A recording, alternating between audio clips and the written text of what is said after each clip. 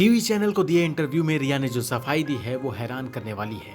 जब रिया से ये पूछा गया कि उसने 8 जून को सुशांत का घर क्यों छोड़ा, इस पर रिया ने क्या कहा, जरा ये भी जान लीजिए।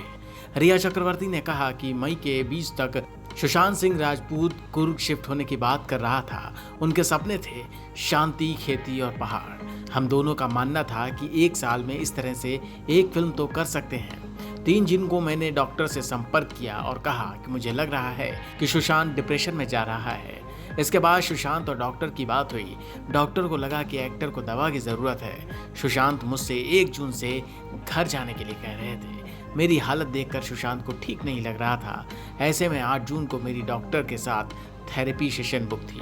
ये दिखाता है कि घर छोड़कर जाने का मेरा कोई इरादा नहीं था। इसके बाद जब उन्होंने बार बार कहा कि तुम घर जाओ, तो मैंने कहा कि जब तक तुम्हारी गुरुग्राम वाली बहन नहीं आ जाती मैं घर नहीं जाऊंगी। लेकिन उन्होंने मुझसे कहा कि बहन के आने से पहले ही घर जाओ।